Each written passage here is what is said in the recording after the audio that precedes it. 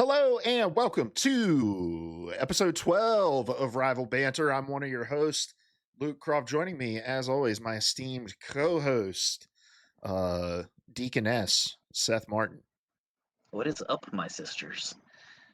Um, I decided today that I'm just going to try to give you a new title each week, and I couldn't think of a title, so I just went with Deaconess. You're Um, doing great so far. Seth, I've got good news and I've got bad news as an update from Damn last it. week. Mm-hmm. I'll hit you with the bad news first. Mm. The bad news: you were not selected to be the Pope, um, as we were expecting you to. Fuck. The good news is you were closer than ever because we do finally have a Pope from America. So you know, maybe It's a Chicagoan. a Chicagoan. So maybe next time around, they'll pick an American named Seth Martin who's just really into Marvel Rivals. You think the Pope can play Marvel Rivals? Uh, it definitely could be cool. I did read on Polygon he's a casual gamer, like he plays Wordle or something like that. I don't know. Could be cool. All right, kind of stretching the definition of gamer, I guess. But Wordle's cool. Wordle's cool. Wordle was on the thumbnail at least, so maybe not. I'll go read it right now. Yeah, he's gonna check it out. If the Pope did play, and not necessarily Leo, I don't think we know enough about Leo, the new Leo. Um, but just the Pope as a figurehead, if he were to play Marvel Rivals, what character do you think he would main? I think. I have to look at this tier list to see my answer. It's I'd say to me he's a moon. No, sorry, not a moon. He's a Magneto. He's 100% with the cause. He's dedicated. It's his life. It's his passion. So and insert or replace mutantism with the Lord, and that's the Pope. that's actually a really really good option. You're welcome. I'll say Jeff the Land Shark. All right, moving on. Uh, No justification, no surrender. yeah, you don't need no reasons behind this. All right, guys, this is Rival Banter. We get together every week and we talk about Marvel Rivals over here on twitch.tv/it is Hoagie, and then on podcast services and YouTube everywhere the following day. And once again, guys, you guys just stepping up, helping us reach awesome milestones. Again, surpassing our week one downloads for the 12th week in a row, which is awesome. Also, we have surpassed 10,000 views on our Rival Banter content on YouTube between shorts and our YouTube videos that we're uploading. We had 50 views of just the main episode last week on YouTube, which was awesome. YouTube's not really a place where, you know, most of our podcast listens obviously are on podcast services, so I don't expect people to go want to stare at our ugly mugs for an hour and a half each week. But 50 views over there. So once again, just thanks to everybody for checking us out. Make sure you're sharing this. And in other news, if you are listening to this show and you are a fan of this show, we now have an official Instagram and TikTok account. So it will no longer be on my personal accounts for all the shorts that you guys have been enjoying on those platforms. You can find us at Rival Banter on Instagram and on TikTok. So go give us a follow on those platforms and engage with our content there. We'll get to some comments here in just a minute. But Seth, how's your week going, my man? Well, it's going great, man. We're winding into the school year. It's just about time. I can smell the relaxation. It's summertime. It's awesome the first few weeks, and it almost gets to be too much relaxation. But I'm ready, just like every year. It's a magical time, and I am totally here for it. Definitely ready to catch up on some gaming and stuff like that, which I know I probably won't get to do as much of it. I think that I will, but every year I'm optimistic. I'm hopeful. I'm ready for it. Hello, what about you, Luke? Week's been pretty good. Just working and stuff. Also getting ready to move back to the East Coast at the end of next month, and so I God's actually country. I actually get my my house Thursday. Like I can move into the house we're renting on Thursday, but obviously we're not moving until the end of June. So, but we got a little house in Asheville. Gonna have a guest bedroom and stuff like that. So Seth, open invitation. Whenever you want to come down, hang out, visit, spend the night, you're more than welcome. Go I to the know Cat's Cradle. Go to you the know club. I know you got kids. I don't know. No, it's Orange Peel. It's Orange Peel. Sorry, wrong club. Is Orange Peel like a place in Asheville? Yeah. I saw Bright Eyes there a few times. It was awesome. Oh, Connor Obrist. Very nice. Mm-hmm. Um, yeah, I've only been to Asheville a couple times, so I'm excited to get out and explore. And I'm also very excited about not having to like Google where do I park when I go here, which is something you have to do everywhere you go in LA.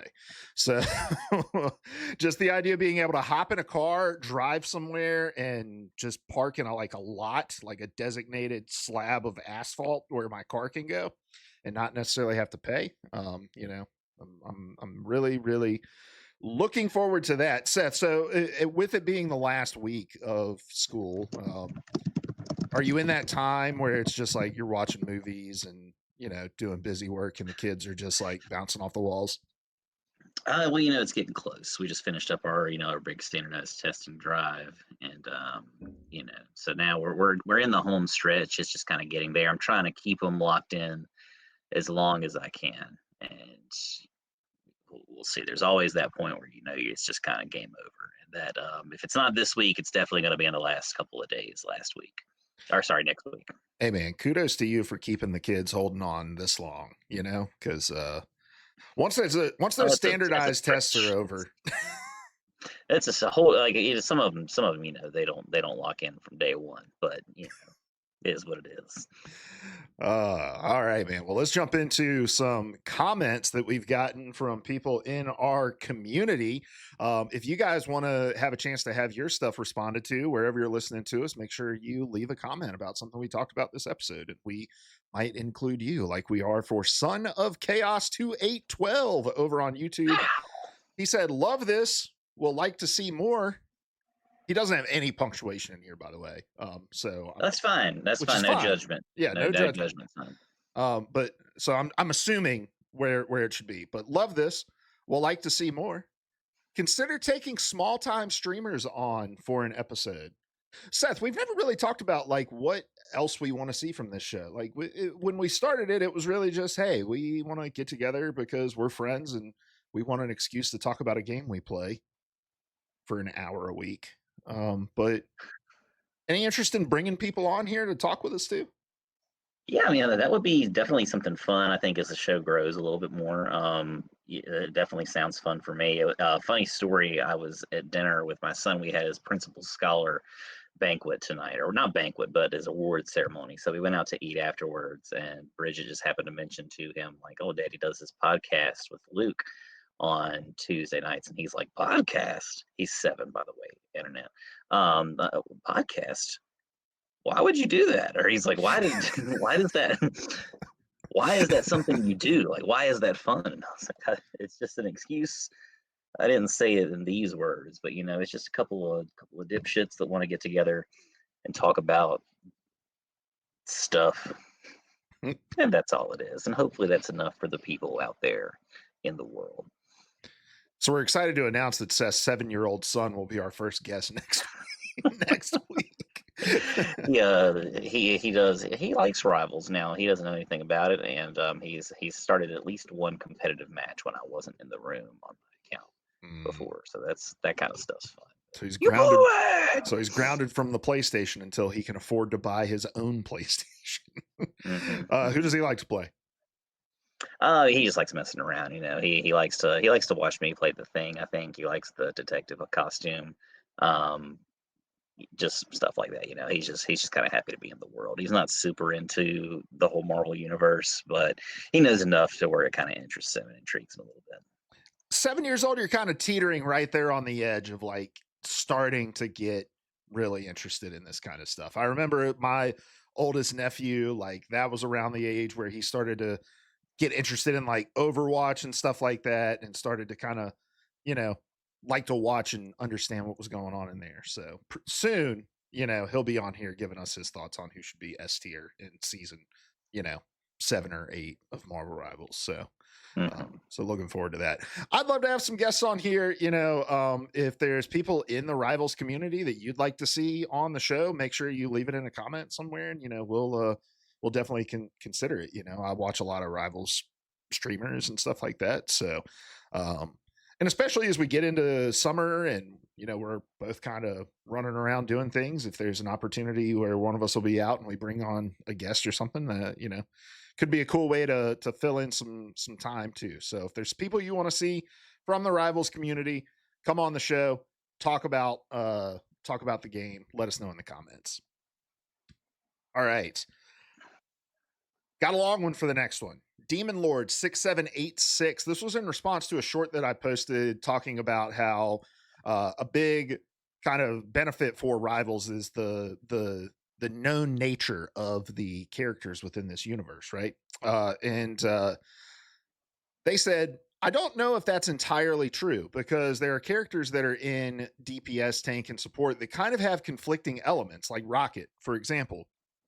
In the game, he has healing in For example, in the game, he has healing in all of the movies. He never shows any kind of healing capabilities. His main thing is just big gun, lots of damage. So, not really, the two don't always have to correlate. I mean, look at Ultron. He's coming in and he could very easily be a DPS. I will say the benefit that I think more Rivals has is the fact that all these characters are already made up in a sense, their backstory, their abilities. Some of their character design is already pre made. They're not starting from scratch like some of the other hero shooters now. Yes, there obviously has to be some change. You can't have Thanos come in here and snap and automatically wins the game, but I think they have a significant edge in terms of content to draw from, which is why I also think Drake would have pumped out so many characters. I don't know what exactly he means there. All these characters are already made. I will say this. I totally agree with what you're saying, Demon Lord. And I think maybe I didn't convey my point as well as I may have wanted to last week, because I think what I said was that you see like Hulk and you automatically know that's a tank. And I think that that's true to a degree, right? But I think what he's saying is true too, that there's some characters that don't necessarily fall in the categories that uh, would make the most sense. But I do think when you kind of get the first glimpse at a character's kit, it clicks instantly because you already know who that character is and their kit and that sort of stuff. And you also have like that emotional connection. One thing I did want to point out in this comment, Seth, and it's something that I see a lot of people talk about. I think you and I have fallen victim to talking about this too, is the line about you can't have Thanos come in here and snap and automatically he wins the game, right? Which is true. You can't have some overpowered ability like that. Although I think an ultimate, something along those lines would be cool. But I see a lot of discussion in Rivals communities about like the lore inaccuracy of some of the like matchups that you see in the game, where it's like, oh my gosh, you're telling me that and I don't, again, I know nothing about actual Marvel Rivals lore. I do know Squirrel Girl is apparently the most powerful character jokingly the most powerful character in the universe, right? But people will be like, I don't understand how you could ever expect Jeff the Land Shark to be able to defeat Squirrel Girl. She's so much more powerful than him, that sort of conversation. And I'm like, well, all of these characters have to be grounded in some sense in order for it to make sense in this game. I just always find that a funny talking point that people have. Yeah, and I mean, one of my goals with this game one day is to go and just kind of maybe like season by season jump into the lore and just kind of break it down to kind of get more of a sense. I know the overall plot points like we've talked about before, but it would be great to, I think, learn that. Now, there may be something like this. Like, did you ever play Injustice? I think that's the one that we played once, and you got really mad at the online Yep. Yeah. because that's when you were like, "Is this your job? I was What like, are you is this doing?" your fucking Internet job? people. And so they have this really cool way of getting around all that, where there was something like was it a drug they took or something like that. There was some kind of equalizing like MacGuffin or whatever, that it was just this plot device that kind of fixed all those issues. Everybody's on equal footing as far as power goes. That's how like Superman couldn't just like destroy everybody. And so there may be something like that in this game somewhere. I don't know, I think the but I have to time also think stream slip has like a little bit to do with that because maybe, yeah, and I think that also, like, if you really wanna get in there, you could probably just argue that, like, the roles themselves kind of justify that to a degree, like, yeah, your Hulks and, your tanks, your vanguards are gonna be stronger than your supports, like your DPS, and that will be Jeff or sorry, your God, your healers, like your strategists like Jeff, so, I don't know, I mean, I think that if you could kind of make an argument that it is fine the way it is without any of that stuff, but, whatever. yeah. Don't come at me for not having a great example off the top of my head. I probably could have gone like Thor or something like that instead of Squirrel Girl, but we got my point. We got there in the end.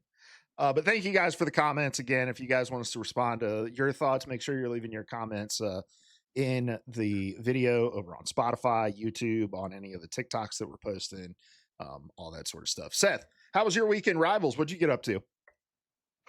I finally, well, actually, no, I didn't. We finally played competitive together. You're there with me now. Let's go. We played some, and we had our highs and lows. We didn't play a lot of games. What, like three, maybe three or four, Yeah, 4 or 5, something like that. I think we ended up playing something like 5. that. I think that last one went real quick. Gotcha. Yeah, and we had some when we were on it, we were on it, and I think we played pretty solidly overall. It really just depends on the team dynamic overall. I still didn't climb out of that gold 3. I got close, and then we dropped back down a little bit. We raised back up. I think I'm right there in the middle right now. Uh, Other than that, just kind of been playing through some of the event stuff, trying really not doing a great job of getting through this Wolverine patch skin event. However, I am looking forward to some of the stuff that's going to be coming out here soon that we'll talk about a little bit later in the show. Yeah. I'm all in, like we said before. Any event stuff, if there's skins involved or anything like that, count me in. I'm down, even if I don't use it. I'm here. Yeah. Yeah. I don't know, man. Sometimes I get into the game and I start getting into the menus for like the patch skin and stuff like that. And I'm like, this is just too much reading. Like I just want to I end up just hitting the button. Like I have no idea how I'm actually unlocking stuff. I just see the little exclamation point pop up and I'm like, okay, I guess I've unlocked something. Like there's some stuff to do, and a lot of it, especially the challenge stuff, you're just going to kind of do naturally anyway if you're playing a well-rounded game. It is what it is. You're gonna have to do some amount of healing. You're gonna have to absorb some amount of damage. You're gonna have to block some damage. You're gonna have to do some damage. And if you do all that stuff, you're probably completing the challenges. It's just a matter of how much of it you have to do. Yeah, yeah. So I know I've completed parts of it already. So because I did play quite a bit this week. I played competitive to get up to the rank I needed to be in order for you and I to play together. That was a fucking safari and a half. Like the game I needed to promote into silver. One of the guys on my team left in the first half of the game, so it was 5v6, and we pulled it out. It was like the craziest comeback win. Really, honestly, just great like situational switches from my team. Like I've been playing a lot of just like doing a lot of tank maining, playing a lot of Emma Frost. Um, and yeah, really, really great like awareness of where we were lacking in our composition. Like we had an Iron Man on the other team that was kind of fucking us over, and we had a DPS who was like, I'm gonna go counter the Iron Man. Like I'm gonna switch off this Squirrel Girl that's getting pooped on by Iron Man and switch to something that can actually do something about it. And I think we had like a Loki Mantis in that game, and we just didn't have the healing output we needed to with one tank. And so they ended up going like Luna Snow, Cloak and Dagger, and yeah, it was just everyone in the game didn't get tilted that we had a lever. They said, "What can I do in order to help us cover this gap and win?" And so shout out to all of them. So yeah, back up in silver, we played like you said, like 4 or 5 games together in ranked last night, and That was good too. So yeah, I'm back in it, man. Back in it. I want to play more quick play so I can make more progress on my season pass because I feel like I haven't been progressing as much as I'd like to in my season pass either. What page are you on in the season pass, or do you bounce around? I'm pretty no, I haven't really bounced because I've all the season passes I've got so far I've finished. I am. Oh, sorry, you mean bounce around within the pass, like Yeah, the yeah, page. yeah. No, I pretty much I tend to go straight through it now. Like when I come up against like the 600 point cards or whatever, that go into your book for the season, Mm-hmm. that I tend to kind of skip those and go back to them, a little bit later. I kind of want that Hulk skin for Joe Fixit. They're this universe's version of Joe Fixit, and I'm almost there. I'm on that page with him, and I just skipped over the large uh, the large image right before that. I think it's the page before. So I'm pretty deep into it. I want to say maybe just over half, something like that. Yeah, I think I'm on page 5 of mine. So Hmm. so I think I'm doing okay, I guess. Um all right, Seth, I want to try something new for us this week. We do our news, we do our topic. We're still going to do those things. We got a big topic this week, but I want to do something a little fun. Uh, Hmm. Between now and then, I don't know if you saw this in the patch notes or not patch I notes in the did. show notes. The show notes, yeah. Um, but I want us to do a little draft, and I think each week I'm going to come with a different theme. Some might be serious, some might be funnier, some might different themes. And the way this will work is I'm going to give you first overall pick in that draft, and then it'll be serpentine. So you'll get a pick, I'll get 2 picks, you'll get 2 picks, and I'll get final pick for this one. And so what we're drafting this week is, let's say Marvel Rivals was not 6v6, but instead it was 3v3, one Vanguard, one DPS, one healer. Let us draft our team comp, and I'll lay some groundwork. We're not trying to counter one another's comps or anything like that. We're just trying to build a strong 3-man composition with the cast of Marvel Rivals, one Vanguard, one duelist, one strategist. Seth, take it away with your first pick and All why. right. And are we doing repeats? Is that a No, thing that no, can no be? repeats. Once you draft, No it's taken off the repeats. board. Yep.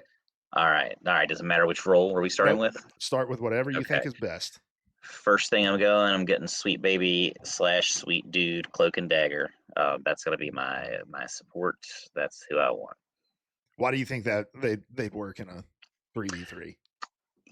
I think that they've got it all. They've got the healing output, right? It may not be the best of the best in terms of the lineup, but you've got that. You've got the auto lock going on, so you can heal, whoever you need to, no matter where they are, pretty much. And you've also got that kind of damage and escape ability too, that you don't necessarily get for some support characters, like maybe Mantis has the damage, but I'd argue she doesn't really she doesn't have that turn invisible and get away that Invis or whoever else has.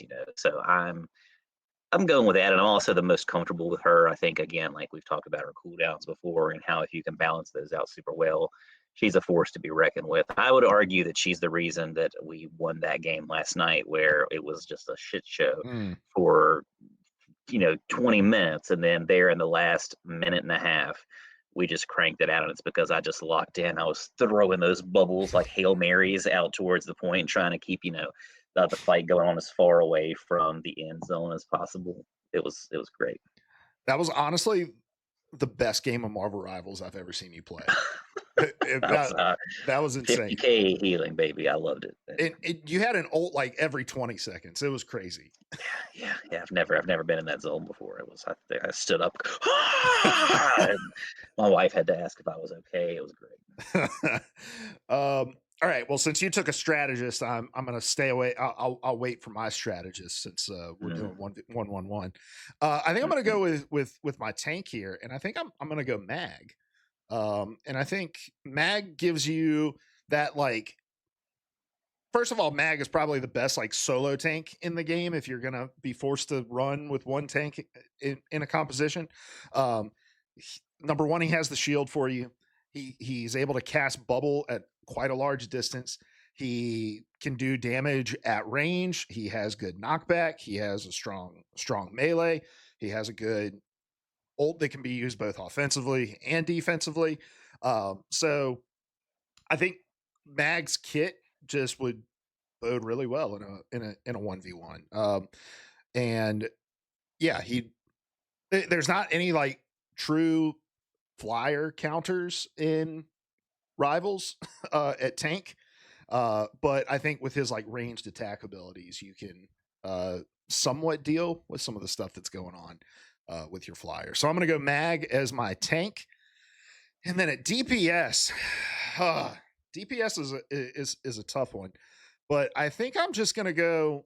I think I would just have to go Iron Man. Like it's a consistent level of damage coming in. He's a flyer, so he's going to be hard to deal with by much of the cast. And he's just kind of a pest to deal with. Now, you might be wondering why I didn't go with whatever would give Iron Man a team up or something like that, but uh, I probably should have thought about that before the draft, but I didn't. But Oh, we got you. so I'm going to go Iron Man. All right. Okay, well, that messes with mine a little bit, but that's fine. For my Vanguard, I'm gonna go kind of the same by the same logic that you chose Mag. I was gonna go Hulk. Different for sure, but while he doesn't maybe have the range that Mag has, I think he's got the escapability that Mag does not. He has that ability to kind of jump in, jump out, dive, just like a Venom or somebody else. He's got his shield bubble right, even though he may not have as much shielding capability as Mag. He's got a little bit of it, and I think paired with some good old fashioned healing, some loving from Cloak and Dagger, that could be pretty hard to deal with. Mm-hmm.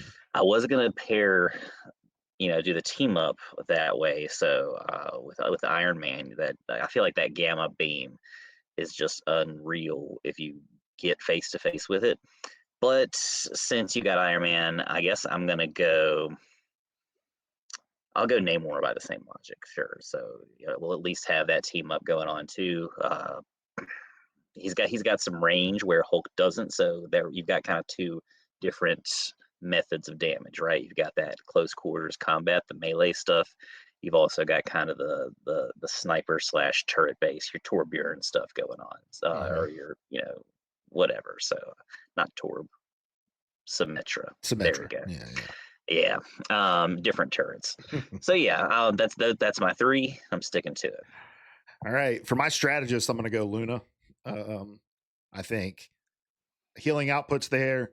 She has self sustain, which I think is another like big plus for Cloak and Dagger because she can just throw her little like light bubble thing at her feet and heal herself. Right, like she's not relying on an off healer keeping her sustained.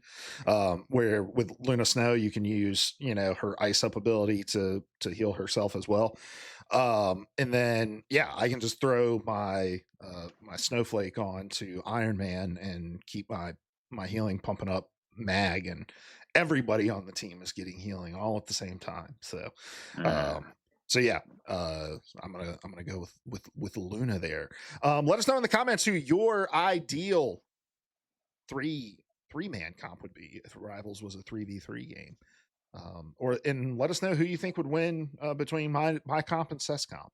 So, all right, Seth, you ready to jump into some news? Let's jump in, baby. All right. Well, we got some new skins because it's just another week in Rivals, and this game just is no shortage of content for us. But Punisher and Namor are getting skins. We have the Dangan Ronin skin and the Retro X uniform skin, and I think for the first time ever with a skin, I'm like, what the fuck, Rivals? Like, this is a skin. I don't know. The Namor skin is a weird one to like charge premium for when you've got two very similar skins in the battle pass with like the Psylocke and Magic skin. But yeah, Yeah, it's one of those things like you've kind of got, as far as the Punisher skin goes, you kind of have these other similarly themed skins in the premium marketplace. And the Namor skin, yeah, like you've already got the two. You've got, what is it, Psylocke and who else? Magic. Magic Yeah. in the battle pass already at the rare, at the blue exclusivity. So putting this at this level and charging for it, it's a little bit grody to me. That's kind of where my mind goes with it. It's fine. I'm not gonna buy it because I don't really play him, but I'm sure some people will. I would have thought that this would have been a thing. Like if you've noticed, some of the skins between seasons like kind of go together in the same set. Hmm. So, like, I would have thought this might have been something they would have done in the next season and eventually kind of filled out the roster, or at least like the mutant roster across a couple of different seasons with the retro skins. But whatever. It's, I'm not going to stop playing the game because of it, Yeah. but I do. This is one of those things like probably could have been better, and I wouldn't be shocked if they try to rectify it here in a few days by doing something totally different or making it. With this, is this which one is the one where you have like the card, the hero card or the character card on your home screen with the animation to it? Uh, I have no idea. What are you asking? Like the rarity Like, level? yeah, I guess the rarity level basically. Oh, yeah, I don't know. Okay. But like the you're talking about like the $24 package. I guess so, yeah, like the ones that come with an animated character card that you can use, like on your match screens, Hmm. basically. Yeah. Yeah, I don't know. I'm interested to see what the price is because if this is like one of those, I don't know. I don't think this is going to be like one of those 600 unit skins or anything like that. But um, yeah, it'll be interesting to see what that pack is like. And look, I mean, if you're releasing 2 skins a week, you're going to have a dud every now and again. So, like you said, it's not a I'm going to put down Marvel Rivals and boycott everything It's not kind a of deal thing. breaker, and honestly, like it could be just like a blue variety skin that they charge $6 for or whatever. I doubt it to be one of the weekly picks, but it could happen. Like you've got the Gray Hulk skin you can get that's $5 or $6 or 600 units, whatever it is. I Yeah. don't know. I guess there's no point complaining about it until I guess we actually see it implemented, see what it looks like. Um, the Danganronpa skin looks really cool, and it also I think confirms my theory that they had a Chinese New Year event planned out that was going to have a number of skins because we had like the Penny Parker skin, and now we see this skin. I'm sure we'll see a couple others in the same vein, uh, Hmm. but that skin looks dope. I'm sure that one's going to be like one of the highest rarity levels. So I'm not Namor. I mean, I play a little Namor. I don't ever play Punisher, but so I won't be purchasing either of these skins, but they're cool nonetheless. For sure. All right, next item on the list, we've got an update from the devs. This is a dev diary. Galacta's Gift and Season 0 Battle Pass are returning. I'm not going to read this whole thing, but um, there's going to be an event. It says to show our deepest gratitude for your unwavering love following the May 15th update. We're dropping the Galacta's Gift event. By simply playing the game, you can earn free rewards from nameplate sprays and Chrono Shield cards to a costume coin that lets you redeem the debut costume for any of the 33 heroes featured in Season 0. This is our salute to you, our amazing community. Thank you for powering us forward. And then they are also bringing back Season 0. It's going to be available at a special limited time price for 590 lattice. There's not going to be any free rewards. In the return of that battle pass, everything you unlock is going to have to be a part of a luxury battle pass. But they're going to consider bringing back future battle passes as well, as long as 2 seasons have passed. And it'll be priced at a minimum of 20% higher than the original seasonal. Hold on, let me just read this sentence so I make sure I get it right. Future battle pass returns might occur, but any such plans will span at least 2 seasons and be priced at a minimum of 20% higher than the original seasonal rate. And that's just so that players don't hold off saying, "Oh, well, I can just get that content at a discount in after 2 seasons," So, all right, Seth, what do you think about this news? Start with whichever one you want. I think it's awesome all the way around. Of course, I'll always take an event. Um, so that's cool. I love the idea of getting any new stuff, especially character tokens and stuff like that. I love, and correct me if when it says season 0, that's not talking about like the alpha stuff from way back when. Like that's talking about just when the game first launched for real. Its finalized version before season 1 launched. It was that kind of short mini pass. Let me check. I think you're right though.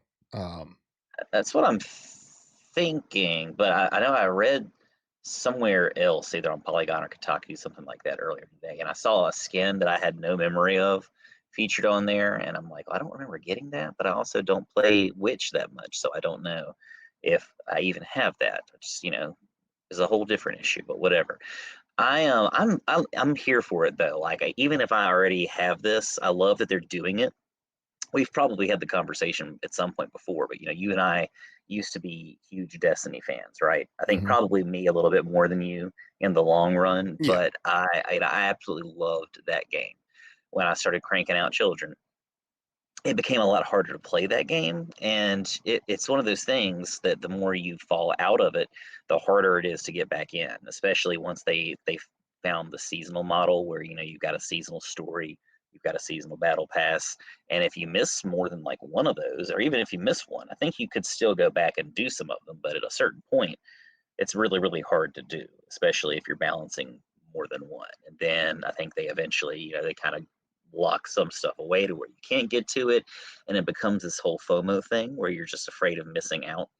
And so I know it's a pain for some people who are like, well, I was an early adopter. I should be able to have stuff that other people don't. But at the same time, if your game's going to survive, you want to be able to bring as many new people in as you can in as many different ways as you can by as many different angles as you can. So I'm totally here for it. I think this kind of goes along with our conversation last week where we said, kind of just like thinking about ways that the game can stay sustainable.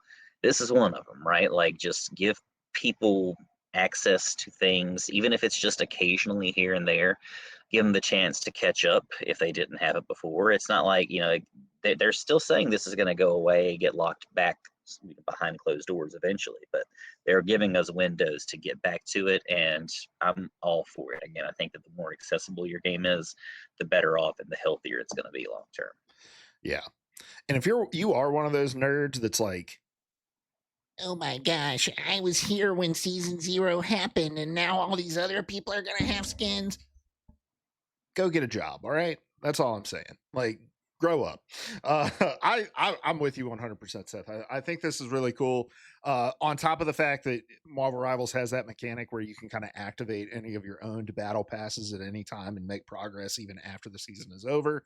This is just an opportunity for players to catch up if they come in late. And completionists or just Marvel fans who jump in and love a character and want to make sure they get all of the content for that individual character. Like, I think this is a better option than just folding in all of the battle pass skins into like the store and selling them for like one-time costs or whatever. Like, Mhm. you're number one, you're uh getting more out of that content and allowing more people to get access to it.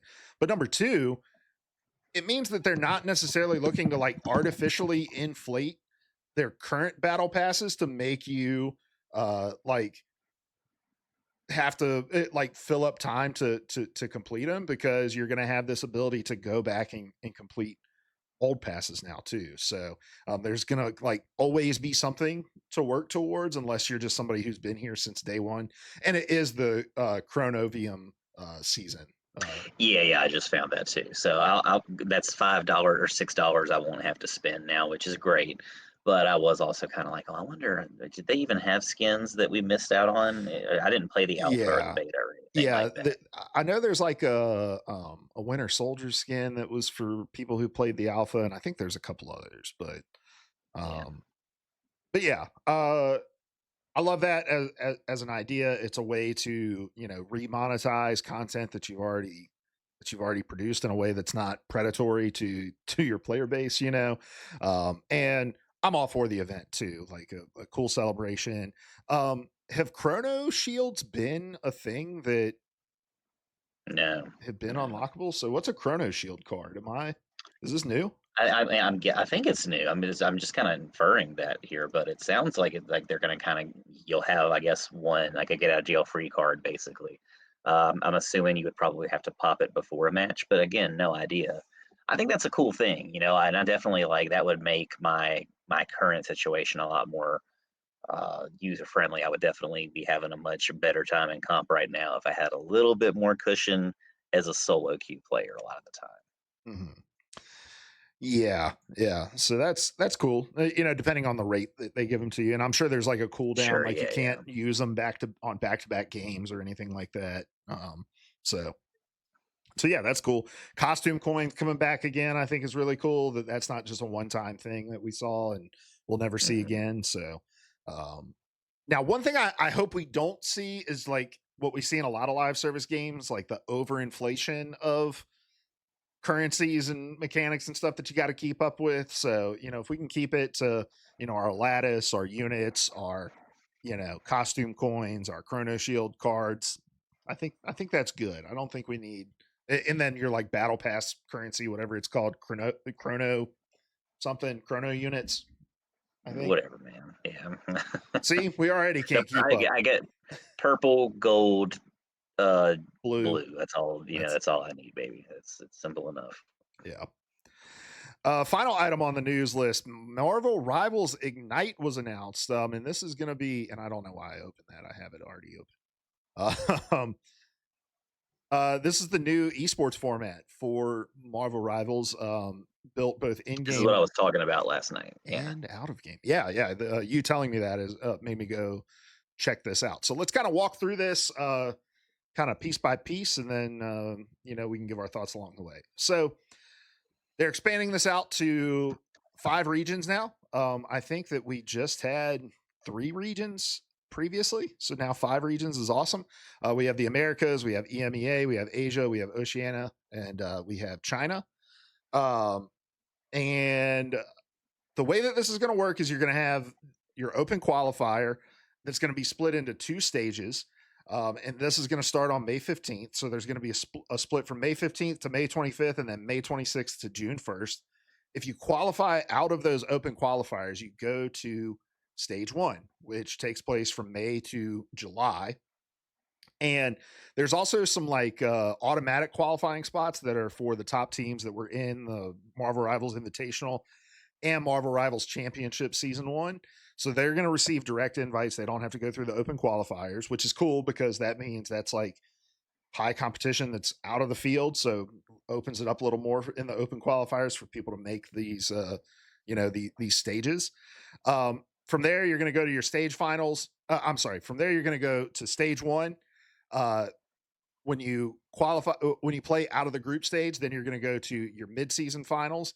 That's going to determine some of your qualifications for the stage 2.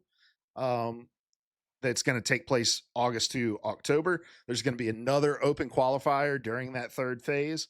And then from there, there's going to be playoffs in each of those regions. And then the winners of the playoffs from those regions are going to meet in November in phase 4 of the grand finals in our first international or interregional tournament of Marvel Rivals. And so here's, a breakdown of what those slots look like. So, China, Asia, and Oceania are going to get 6 slots. In the Americas and EMEA are going to get 8 slots out of the open qualifiers. And then 4 teams from MRC will qualify, and 4 teams from the MRI will qualify out of America and EMEA, and 2 teams out of the MRI for China, Asia, and Oceania will qualify. So that's the way that will work. Let's talk about prize pool real quick. The global finals prize pool is $1 million. The overall prize pool for this year of Marvel Rivals Ignite is over $3 million. That's a lot of That's a cheddar. lot of cheddar. That's a lot of cheese, baby. So very similar, I think, to the Overwatch League, the new Overwatch Championship Series format, right? The open qualifiers. There's some established spots for organizations.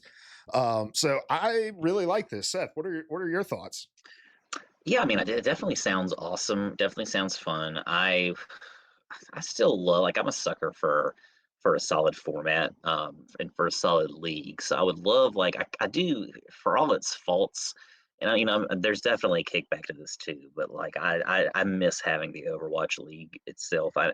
It was just so easy to kind of keep up with and follow. Mhm. Again, for all its faults, and it's again something we've talked about before, so I don't want to tread over it too much. But that like what COD League has, what Overwatch League had, it's just kind of like easy to digest. It's easy to get through. It's easy to watch. I still try to watch some competitive Overwatch here and there, but again, the schedule I feel like is all over the place sometimes, just depending on what's going on. I just, for some reason, I have a harder time keeping track of it in this newer format since they've watched Overwatch esports. So I'm optimistic for this. I would love to watch more. What I really want is just for the shit to blow up, and I want to be able to wear some Marvel Rivals jerseys wherever I go. I want hats. I want merch, and that's what I need. I know that there is merch out there. I guess for some people, I think I've watched a couple of pro streamers, and they'll like give away jerseys and stuff like that. But you don't see them when you're watching. At least when we were watching invitationals before, right? So that's my goal. I want my Marvel Rivals jerseys. I get to wear a jersey to work tomorrow, and I'm in this spot where I'm torn. Like, do I wear my Charlotte jersey? Do I wear a Space Station jersey? Do I wear a Call of Duty League jersey? Do I wear something totally different? Do I wear a baseball jersey? I've got my Pelicans jersey upstairs. Like, what am I doing? And I love that. I want more. I want a jersey for every day of the week and then some. Yeah, I'm with you. I miss Overwatch League. I miss I mean, Call of Duty League's still going. I just don't keep up with it nearly as much, but I franchising is challenging in esports. I worked in league esports. I worked for a league org who had one of the 10 franchise slots in the LCS. I work for the Golden Guardians. Franchising is tough because from a fan perspective, it's great. It adds a level of stability to the game. Year in and year out who your teams are going to be, and you can do like what you're saying. You're keeping up with the roster moves. Like I'm a Cleveland Guardians fan, right? We've had a baseball team for over a century in Cleveland, and so you can kind of track that history. And every offseason, I know where to look for the roster moves, and I'm learning those players as they come back in, right? And so those are some of the benefits of franchising that stability, the ability to build up that new fan base. The problem with franchising though is there's a lot of upfront cost to an organization, right? I can't remember exactly what the price was for a slot in the LCS. It was seven figures. I know that. So Overwatch League was the same way. You were paying seven figures, right? And I think by the end of Overwatch League was paying franchises to get out. Like Yeah, yeah, like we're done. Take some of this money back. We'll pay. It was a buyout pretty much to leave, which is yeah. wild. But And so I think what people don't understand, and we don't need to get too deep into this, but the reason that the NBA works, the reason that Major League Baseball works, the reason that the NFL works is because yes, you have these franchises that, if the Portland Trailblazers are going to, be for sale. They just announced this week. So if anyone wants to go in with me on a $4 billion NBA franchise, we can, buy this team, right? Um, mhm. so it's a $4 billion franchise slot basically in the NBA. The reason that they can do that is because they have multi-million-dollar, billion-dollar deals like broadcasting rights with ESPN and with um, regional sports networks and things like that to carry the games that they can then sell um, advertising against. And so you're able to and that money goes back to the teams, right? So um you're able to recoup the cost that you're putting forward. Esports doesn't have a structure like that. There's no real broadcasting rights. People are watching esports for free. They're watching it on Twitch, they're watching it on YouTube. Overwatch League and Call of Duty League were actually kind of a little ahead of their time because they went and they brokered that broadcasting deal with YouTube. And they said, we're going to move our leagues exclusively over to your platform. YouTube paid them a considerable amount of money to do that. Everybody fucking hated it because they're like, we want to watch on our purple app, not the red app,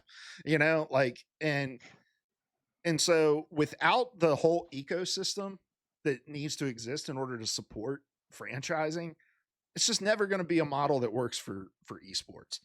This is the model that works, right? This model that says it's an open qualifier. We're going to make this into kind of a community / marketing angle for ourselves, while also putting up enough of a prize pool for 100 Thieves, FlyQuest, Virtus Pro, all of these esports orgs to see that there's an incentive to throw some money at a roster and try to compete for it. They're not having to go shell out $1 million for a franchise slot, $100,000 a player for their pros, then house them in Los Angeles and have them play in this league in one of the most expensive cities in the world for 6 months out of the year. So the model works. But I'm with you, Seth. If I could go back to the glory days of Overwatch League where everything was pie in the sky and esports looked like it was going to the moon, I would snap my fingers and go back there instantly. It was a great time to be alive. I still wish I'd gotten that inaugural season jersey. Yeah, I think it like you said, it works. This is what works for this, for this kind of thing in its infancy, right? Kind of where it still is. I would love to see it grow and expand. I think we do have to work on the watchability overall, just to kind of make it a more viewer friendly experience. But that's a different topic for a different day. And this is honestly the way that you grow an esport too. I think like $3 million is headline money. Write an article that says Marvel Rivals announces $3 million tournament like that. That's a clickable article. And incentivizes people to check out, and the whole open qualifier thing incentivizes people to say, well, I want to jump in and have a shot at maybe competing there. And, knowing that most people are never going to sniff any of that money, but it's a good marketing tactic. And this is what gaming started to understand. And even Riot understands this, and they've got the most expensive esports mechanism in gaming, but Riot understands that esports is not a, advertising, it's not a play like the NBA or NFL. You're not trying to get broadcasting rights. You're not trying to get big advertising dollars or anything like that. It's simply an extension of your marketing. It's another way to get your game out in front of people. It's another way to get people talking about and engaging with your product without necessarily having to boot it up and play it. You can just turn it on and watch it. So I love it. I'm also insanely excited for international play. I'm hoping we get a good LAN tournament, some good pop-off moments. I want to see 100 Thieves taking on Virtus Pro. I want to see, EMEA taking on China. I want to see these big dogs that we've been watching now for 6 months compete against one another, because we really don't know what the best region in Rivals is right now. So right. We will in November, and Seth will be spending the night at my house in Asheville to watch it with me. There we go. Make it an event. That's right. All right, Seth, let's move on to the topic of the day. Everybody's favorite topic, which is our official season 2 Marvel Rivals hero tier list. I had criteria that I had written out for season 1. If you don't know what that is, go back and find season 1 again. Basically, we're considering these characters across all ranks, just for general viability, general strength, and ranking it based off of that. So maybe I'll go find that criteria and talk about it. But yeah, so we're gonna rank them S through S, A, B, C, D. We're gonna go vanguards, then DPS, then healers. And are you ready to kick us off, Seth? Yeah, let's rock. All right. Well, let's start with our boy Captain America. Received some buffs, then received some nerfs.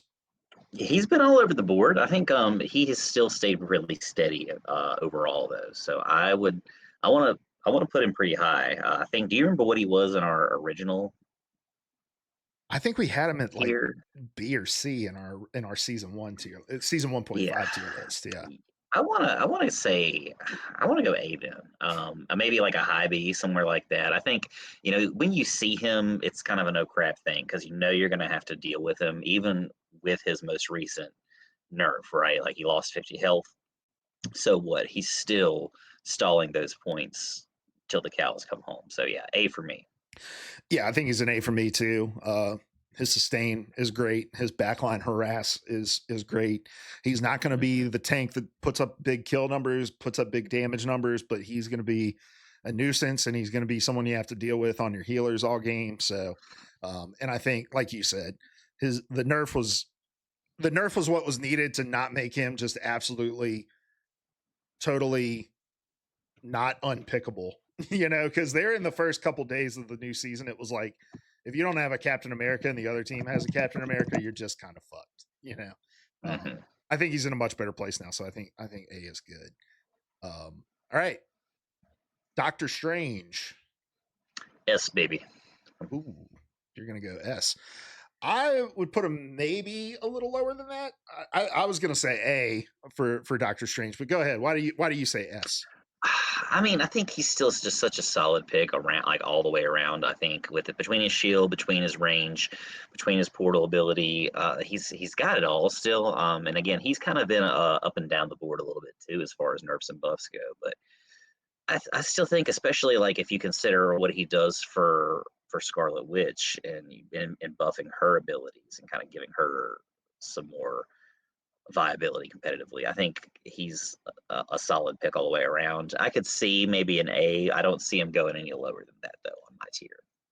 No, that's a good point. And I think, the buff to his like ult charge, I think was really good too. He's got one of the strongest tank ults in the game.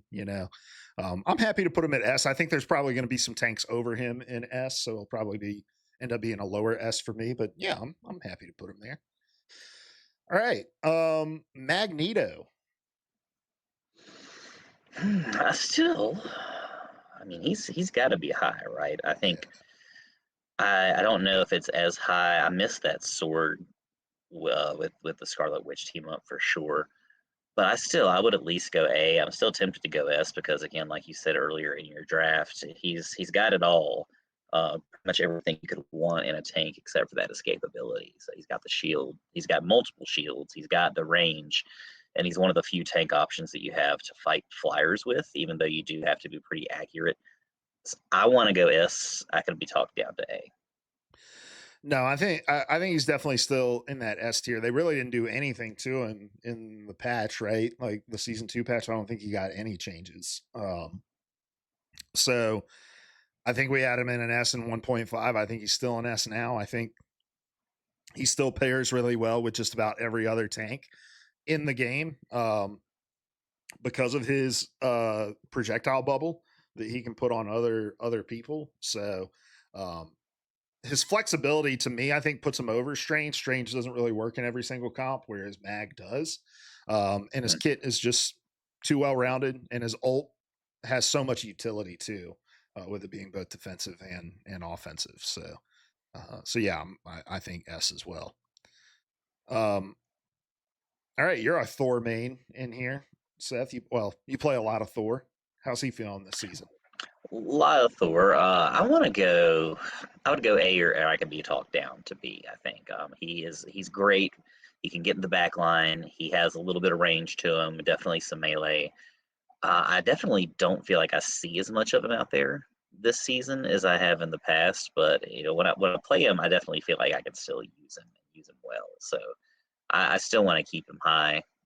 I can be talked down. So I'm going to start A, not S, but A for now. What do you think?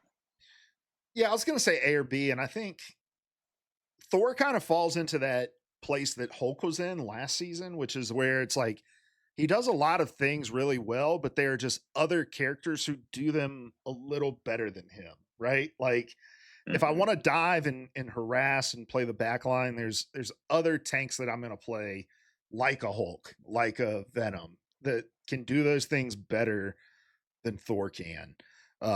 So I would probably put him low A, high B. Um, Okay, so B let's, plus, A minus. let's just put him right here under Cap, and then as we, Okay. maybe we'll get some clarity as we continue. Mhm. Um, I feel like Venom is still pretty strong in the meta, especially his team up with Spider-Man. Spider-Man's still really strong, even with a couple of the nerfs that he's gotten. Um, I think the dive is just really challenging to counter in this meta. They made a lot of changes to characters that help sustain through the dive. Loki got some nerfs, Adam Warlock got some nerfs. So um I think Venom probably belongs in like the high A tier. I don't know. Do you think Cap or Venom? I think they're. I mean, they're definitely there for different reasons. I am. That's pretty tough because again, Venom is very viable in pretty much any situation, but especially with that team up. I would argue maybe for the team up, he might be above Captain America because he does. They both have those dive capabilities to some degree, or those harass abilities. But Venom just has so much going on between his ability to renew health or kind of like delay death. There, the lower you let it go, the higher buff you're gonna get, like the kind of higher buff zone. And then you've got the Spider-Man team up on top of that. I would probably go above Cap for right now for Venom. All right, so we'll put him in the A plus here. Uh, Groot. I think Groot continues to be really strong. I Hmm. they had to nerf him, and I felt like they did the most bare minimum nerf that they could to his Iron Wall. Mid season or in the middle of this season. Um, I think he probably goes above everyone we have on this list so far. I don't know. What do you think? Yeah, I mean, I don't know. Yeah, I would. He's a force. That ult alone is.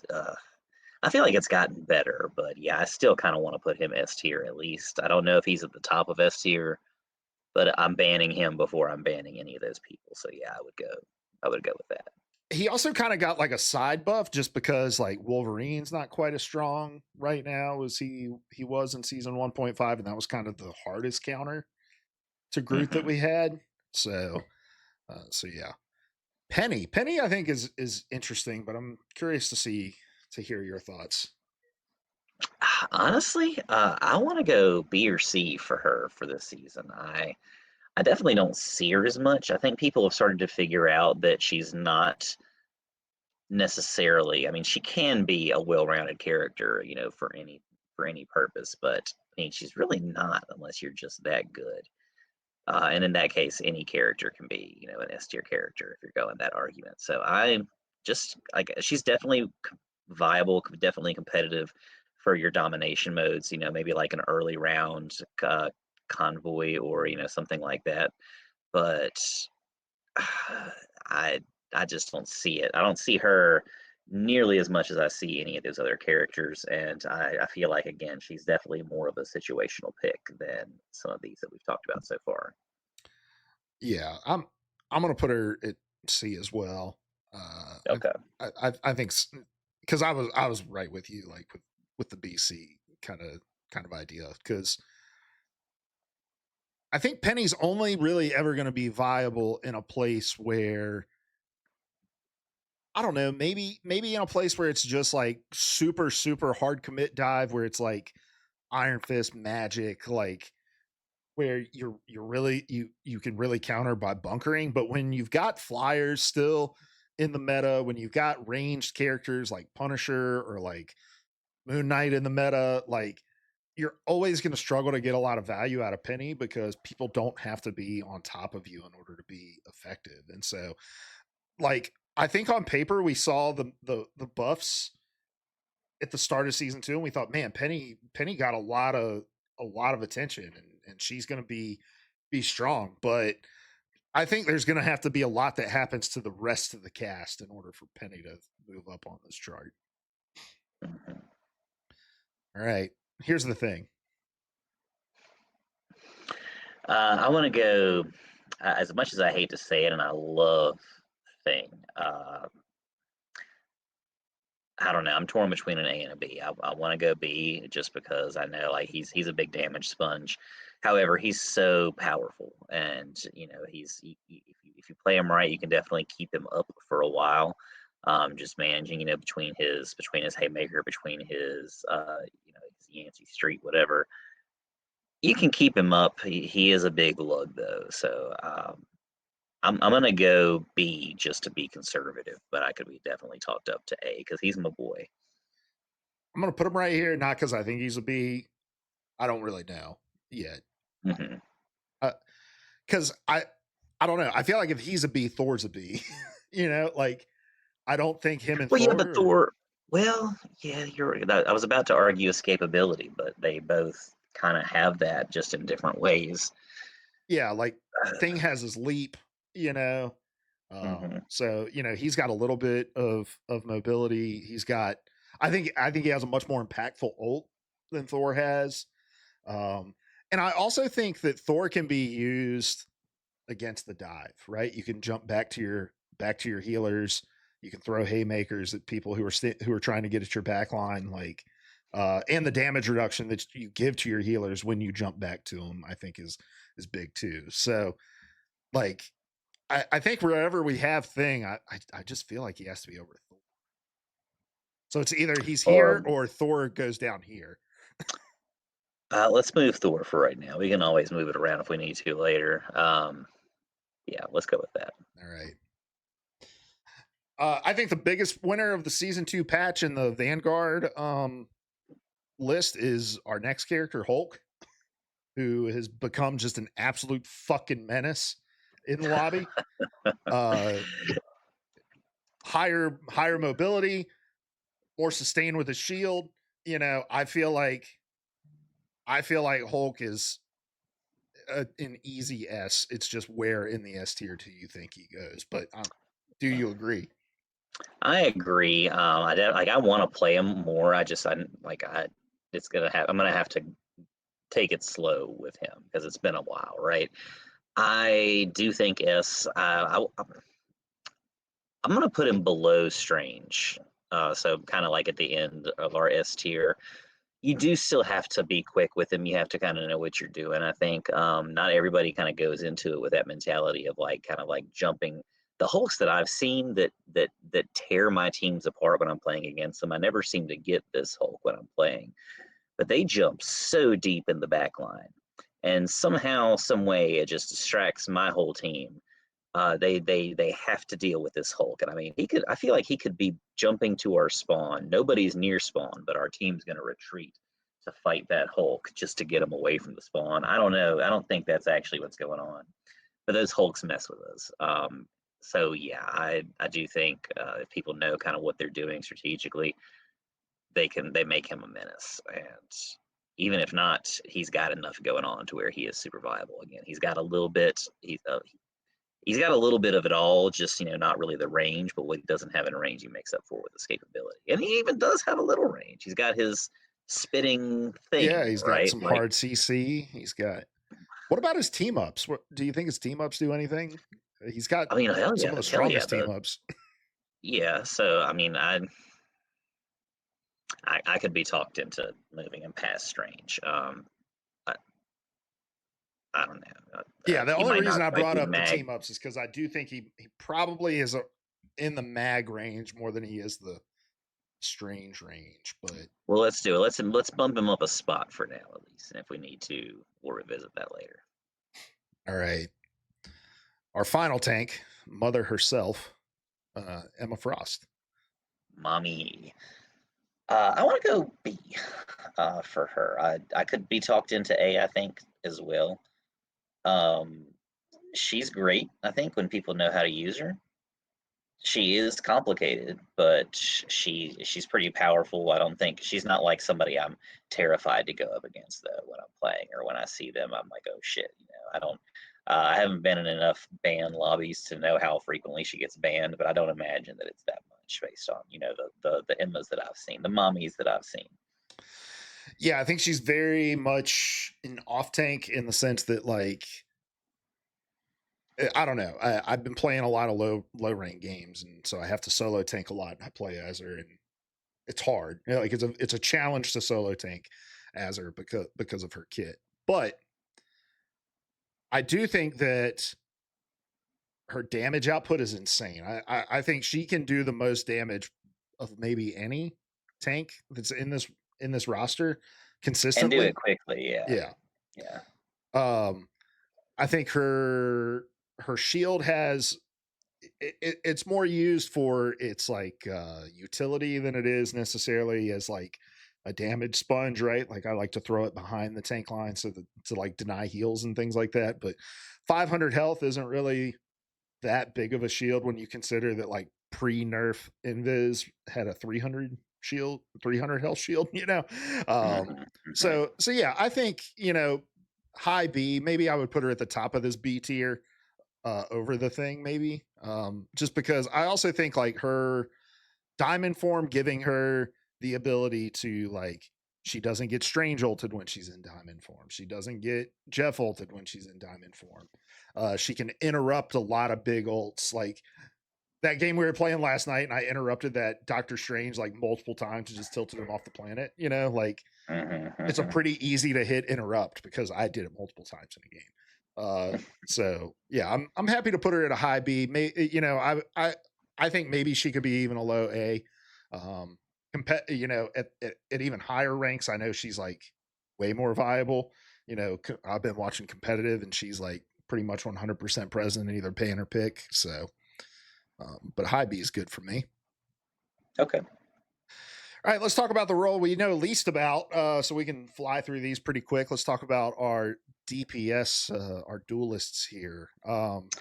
Let's go ahead and start off strong with Black Widow. Let's go ahead and just slap her in the D tier right Yeah. off the bat. You can go ahead and get your Hawkeye. I think you can put him in the D tier as well. Um, Oh, I don't really? know. I feel like you're hesitating. Do you think so? I think Hawkeye's a little more viable right now, as in certain comps than In uh. certain comps, sure. It, You think C? Would you go it, any higher than I C? think I think I'd be a little. I'd be less hesitant to put him in C just because I don't know. D to me, I don't know. Is ass. Maybe we need an even lower tier to put, to put Black Widow. Black Widow. I mean, we're really just in like rework countdown territory when it comes to Black Widow at this point, right? Like, it, there's no small changes you can make to her. Like, there's no like math changes you can make to Black Widow to make her viable, right? You just have to rework her kit. Yeah, yeah, I think so. And I just don't feel like Hawkeye's there, right? Like you could do some things to Hawkeye's math and like make him work still. Um, but I don't know. Low C for Hawkeye. Can we? Yeah. Let's go with that. All right, all right. Maybe let's do it this way. Who right now do you think are the weakest DPS characters in the game? Weakest DPS. Mm, let's see. That's the thing about DPS is most of them are super strong. I feel like. I definitely would say Human Torch still falls on kind of the weaker side. I would maybe go C for him. Hmm. He's gotten better. He's gotten stronger.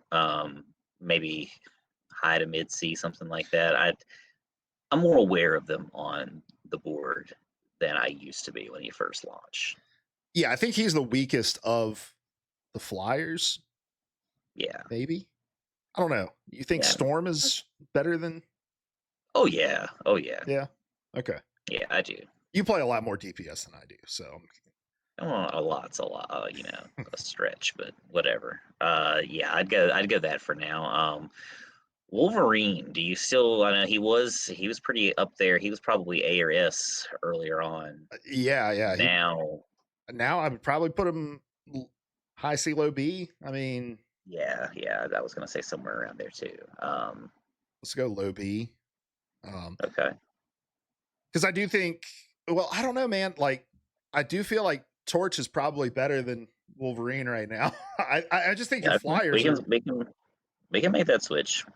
I think your Flyers are just better than a lot of your like brawl characters like that right now, just because they're so much harder to deal with, right? And I think by the end of season 1.5, people started to try to figure out some of the things you could do to slow down a Wolverine, you know, like ways you could kind of soft CC him. Um, So yeah, where do you think uh Scarlet Witch is right now? I could. I'm between A and B for her, honestly. I think she's always been viable. She's always been something to be reckoned with. When she's got that strange team up, I feel like I see witches pop off. When you don't have that, she's still pretty good. I don't think she needs to be as low as a C or D, but not S. I think she's somewhere in that kind of high to mid range. Okay, let's put her at high B right now while we, Okay. because I think we have some like really clear, like super strong DPS characters too. So want to Hmm. make sure because, but I do feel like Storm right now is kind of mid. You know, Yeah. she's Yeah. probably in the B tier. Um, Hmm. I'd put her under Scarlet Witch, probably. Yeah. yeah, Or maybe not directly. Who knows? But somewhere in there. yeah. I'm only kind of ordering these by role within the tier. I'm Yeah. not ordering them with the others. I think BP is probably somewhere in the mid Yeah, region I'd go probably a B for him too. over Storm, under Storm. I'd say under myself. But again, if somebody knows how to play him, they can make it work. But Again, I feel like, and this is something we kept saying in our season 1.5. I feel like there's so many characters where you can achieve the same amount of things by doing less stuff on your controller or your keyboard. And Black Panther is hmm one of those characters where it's like, yeah, you can pop off with him, but you can also just like pick Punisher and just shoot shit and do all of the same exact thing, like achieve the yeah, same yeah, ends. Um, and I feel like Hella's kind of probably in that B range right now too. Like, um, uh, I feel like she has not been nearly the menace that she was in season 1.5. hmm I'd agree with that. And then, Iron Fist, I feel like could also be B range, maybe a little higher. I feel like he's gotten a little better yeah, I don't know, here man. lately. Sometimes I don't think I understand Iron Man's kit. Not Iron Man, Iron Iron Fist, Fist. yeah, yeah. I don't think I understand Iron Fist kit enough because sometimes he'll just be running at me and just keeps punching, and I'm like, brother, when do you stop punching ever? Like, I don't. He does not. That's his He thing. Yeah. doesn't. I think they finally got him in this place where he can kind of harass the backline, but also do what they want him to do with tanks. So I think I'm going to And put flyers too. And flyers. and He's pretty. and flyers. Yeah. So I think I'll put yeah, A. I could go with that. um, which I think would then put like maybe Magic in because she thinking about dive characters now. Magic is not as good as Iron Fist is. Mm-mm. Um, so she's probably the B tier dive character, maybe. Yeah. Yeah, I could go with that. Um, and then other Spider-Man is S right now, right? He's got to be. Yeah, yes, if not A. I mean, A for the bad Spider-Man, but you've got he's a 5-star character for a reason, 5-star difficulty. But yeah, he's either way, he's so fast, he's so quick. He's something to keep up with. So he's still bannable for sure. Yeah. Um, and then our final two dive characters, we've got Psylocke and Star Lord. Star Lord, I could go A. Um, you think? Yeah. I'm trying to think. Did they make any changes to Star Lord's kit? Really? I don't remember any really, but I mean, he's still just like he's between his ult and then just kind of his flyability. Like he can get up, he can get down. He's pretty versatile that way. So I still feel like he's a strong pick in most lineups. Psylocke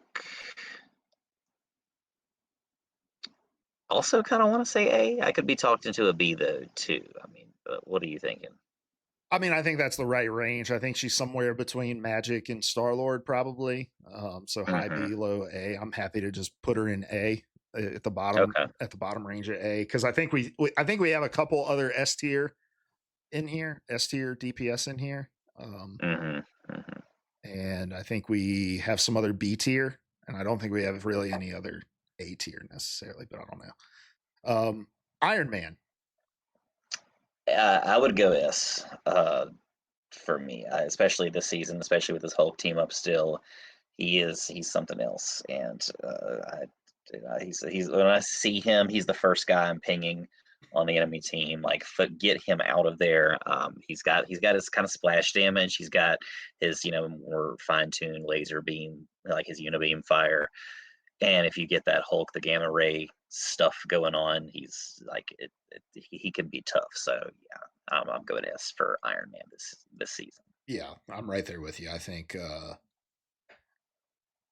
it feels like peak like pharmacy meta, back when it was just like impossible to deal with fair mercy and Overwatch. Like I feel like if you see an Iron Man, you have to have somebody on your team willing to switch to try to counter.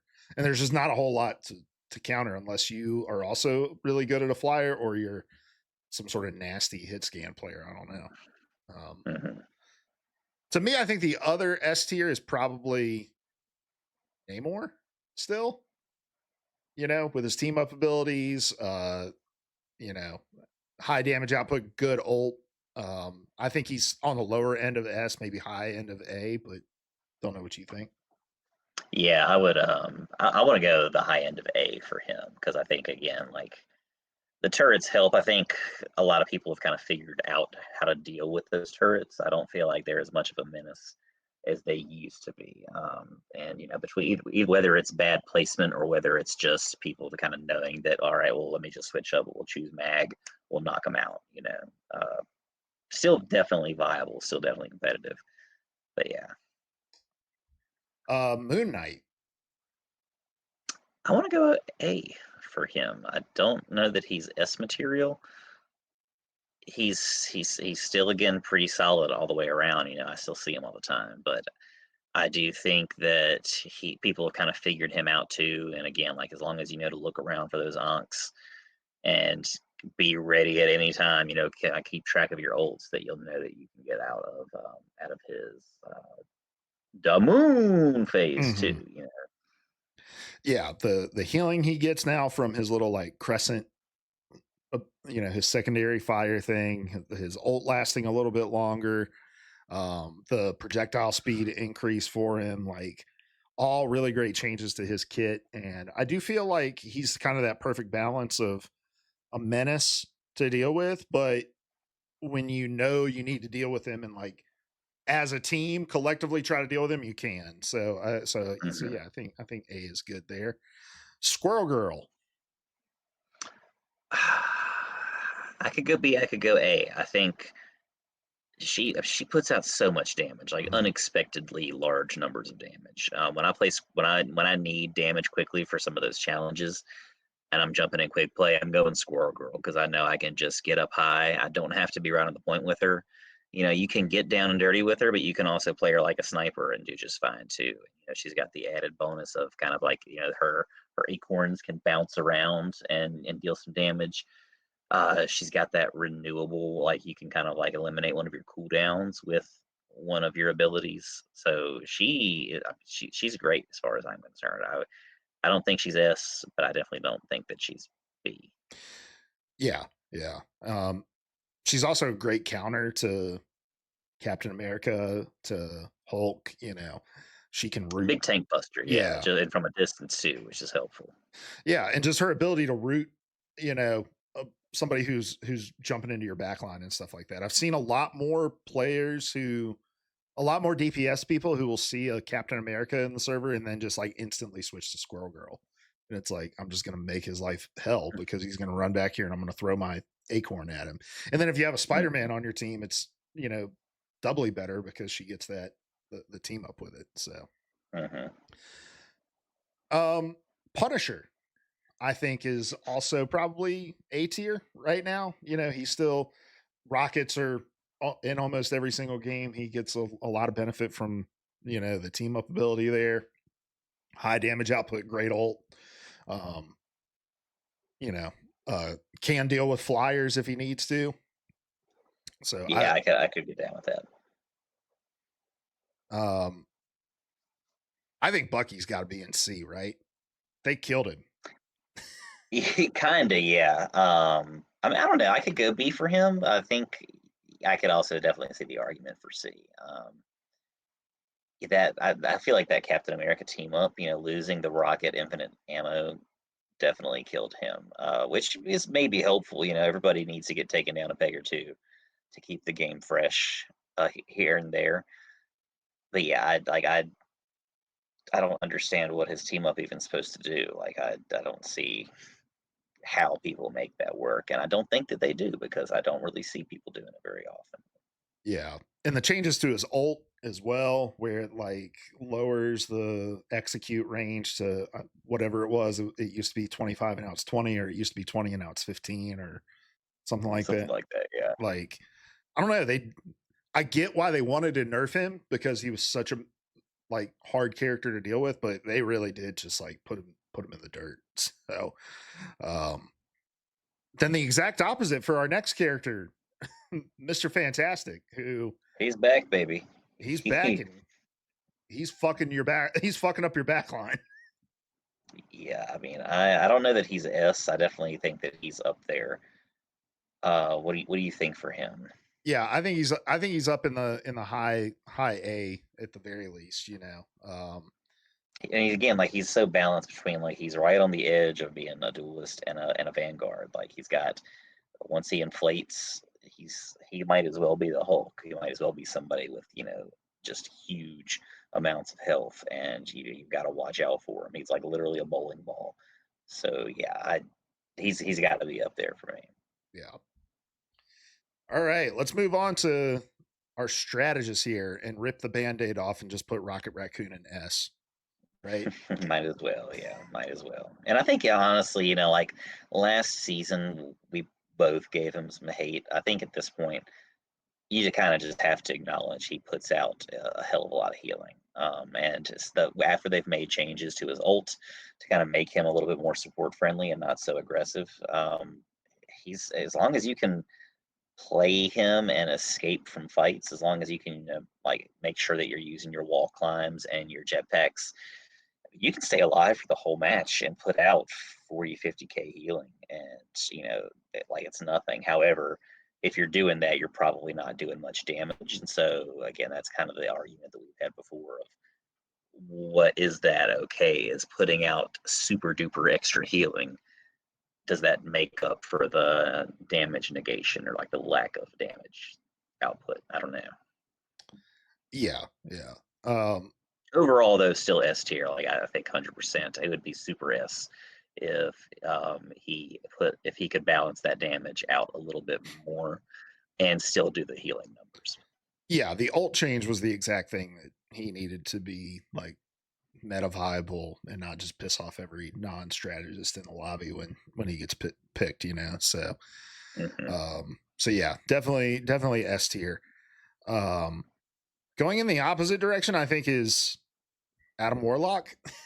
um, I would go C. yeah, me too. Yeah, The and I cooldown can on already Soul Bond tell was Black so Widow is going bad. to be the only D, and I'm fine with that. Yeah, I'm just fine with yeah, it. for sure. But it Well, is what it I don't is. know. Jeff might be might be D as Yeah, well. we'll talk. So yeah, Uh, I think he's great if you use him well. He's got some cool team ups that work. Like it can make a fight that much more annoying, like when it just doesn't end because you've got Adam there. But you've got to have a special player to really make that happen. I feel like So he's definitely mid for me. yeah, putting Soul Bond on such a high cooldown and kind of stripping away the thing that made him such a good character, I think is and then also the like weird nerf to his ult where you come back with like a percentage of your health rather than like a baseline. And so now your like DPS and your lower health characters are coming back with like next to nothing as far as health goes. Like, yeah, they just made a lot of weird changes to him. That's yeah, same thing like they kind of did to our boy Bucky, where they did a little too much, I think. Mhm. Invis. Invis, I mean, it's got to be S or A, right? She's still great. Yeah, I'm not the master with her by any means, but she's there's a reason you see her all the time. She's got escapability, she's got a high damage. The only thing she doesn't really have is that auto lock, but you don't really need it because her primary fire bounces. So yeah, she's got it all for me. She's going to be at least a low S, if not higher up there as far as support goes. Yeah, and she can use her shield to heal flyers and stuff like that Hmm. too. So yeah, and she her ult is fight changing. So she continues to Hmm. be an S tier character. I think Cloak still is in that A tier. I think they made the right changes to her ult to their ult where it all goes away at the same time and stuff like they made the changes that made sense. Um, but yeah, I think still great healing output, great versatility. Um, and but I think it takes a little bit more to balance the damage output and the counter dive that you get from Cloak with the healing output that you get from Dagger. So I'd say A. What would you say? Yeah, I would go with that too. All right. Luna's another S, right? They didn't do anything to her. She still has her fucking 75-minute long ultimate ability, right? Hmm. So Hmm. she's Shaking ass. still an S. Loki. They made some changes to Loki in this patch, and I mean, I think he's definitely high still. I would go A to B. I mean, he puts out great healing numbers. I mean, he has the potential for damage too. You just have to be careful. Again, like there's so much you can do with him. It can be hard to balance. But what do you think? yeah, I'd put him in A just because if you have a Loki, you also have a second Luna or Invis or whatever support ult. And like you said, he's still really good at uh puts out good healing numbers. He can put out good damage. I think even though they nerfed his regen field, still get some utility out of that. So yeah, I'd put him in the A tier as well, probably below Cloak though. Um, they did some weird shit with Mantis. I feel I feel like um, to me, Mantis is probably a B tier. Uh, Weird nerf to her health, like her overall health. I like what they did with like stacking her uh like buff ability and healing ability and stuff like that. Uh, but yeah, and she probably has the least of the good get out of jail free ults of all the support characters, and she's just one of those kind of like Adam where you have to understand your cooldowns to really Hmm. maximize her healing output and her ability to really get the most out of your team. So to me, she's a B tier. Yeah, I would go with that. All right, preach to me. What you got on Jeff? I'm not a Jeff super fan by any means. I don't think he can ever necessarily go back to like the S tier glory days of season zero. But I don't know that he's a D. I would go C. If you're doing it right, I think he could be a B. Like just solid mid tier choice. But there's just so many ways that you can play him wrong, or not play him well. That it's I think a C for me. I really need them to nerf his damage output, not because I'm tired of dealing with back like an enemy backline Jeff, but because I'm tired of dealing with my teammates being backline Jeffs, where I think I'm running into a game with a 2-2 comp and I'm really running into a game with a 2-3-1 comp. And that Jeff Hmm. is just out in bumfuck nowhere, like doing his own thing. Um, and yeah, his healing output leaves a lot to be desired. And so yeah, I'm fine to put him in C. I think yeah, that D tier is probably just reserved for people who need complete massive utter reworks like Black Widow does. Jeff doesn't need a rework; he just needs some tweaks. So I'm Yeah. happy to put him in C. All right, taking a look at our overall chart now. Is there anyone you wanna move around? I mean, I think I'm pretty happy with it. I hate to see some of our boys, those vanguards in B, but I mean, you gotta have somebody there, right? So, um, Yeah, I think if nothing else, that the lesson that the world needs to learn is that Black Widow either needs to not be in the game or she needs just a massive overhaul. Like she needs something. I don't know what it is, and the maybe it's just going to take all the brain power in Washington, the suits in Washington, to figure out what. I guess not Washington, it'd be Beijing, but whatever. Somebody somewhere should probably figure out what to do with her because I mean she's not doing anything for me. I don't think she's doing anything for anybody in the matches that I've seen. Yeah, for sure. Maybe one day we'll do a little segment on our episode where we try to rework Black Widow and make her actually fun to play. That might be fun. Mm, Um, hmm Let us know what you think of our tier list, though, out there in the universe. What did we get right? What did we get wrong? And look, guys, tier lists are subjective. All right, you guys think Jeff is an S tier support? You're wrong, but that's your opinion. So let us know in the comments what you think. Seth, we're at about an hour and 40 minutes now, so we're gonna get ourselves out of Dang. here. What are your goals and rivals this week? I just want to play more. I've been playing a solid amount. At least not every day, then every couple of days. Getting some matches in. I do want to play some more competitive, but I've got to put dents in, in the other games. I've got Death Stranding coming out next month. I've got stuff. I've been paying for Game Pass for like 2 months that I haven't used it. I've been meaning to. I just can't finish Assassin's Creed, in part because I'm trying to balance that and Rivals. There's Star Wars Outlaws DLC dropping this month. Also, the new Doom game Oblivion's still out there somewhere. I never finished Avowed. It's never gonna happen. I'm gonna need a lot of time this summer. I'm gonna need to make some stuff happen. We're gonna have to to quit our jobs or something like that. But that's just me. I have trouble finding the balance, but I definitely, if I can keep up with these events, I'm gonna be pretty happy. And I'm gonna kind of say that overall for right now is my goal and kind of my secondary goal. Try to pick up the competitive game a little bit more. Yeah, I want to play more comp with you. That was a lot of fun hmm yesterday. hmm And yeah, I think I want to try to climb out of silver this week, which I don't think is like a huge undertaking. These silver games are easier than the bronze games I was playing. I'll tell you that.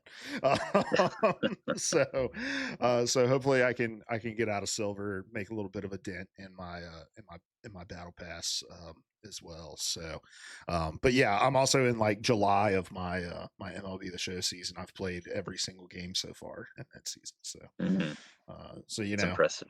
yeah, well, it's something. Maybe not impressive though. All right, guys. Well, that's going to do it for us. We appreciate everybody tuning in, listening. Make sure wherever you're listening, you're subscribed, liking, commenting. And if you haven't yet, head over to Instagram or TikTok, Instagram and or TikTok, and find Mm. at Rival Banter. Drop us a follow over there, where we'll be posting more content regularly. But until next week, guys, thanks for tuning in and good luck in your games. See ya. See you.